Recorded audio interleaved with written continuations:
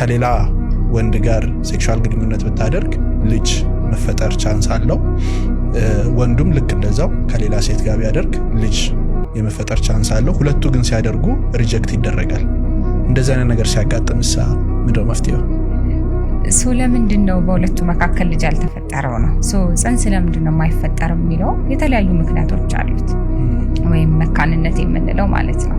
ስለዚህ ከሌላ ሰው ጋር ግን አለ ያው አንዳንድ የሚገናኙ ነገሮች አሉ አይደለ?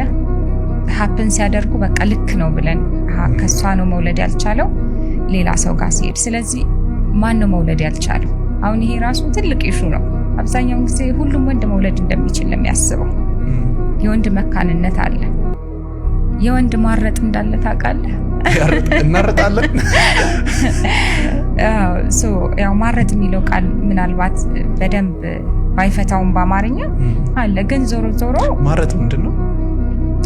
ማረጥ ማለት ሜኖፖዝ ወይም መውለድ አለመቻል ማለት ነው።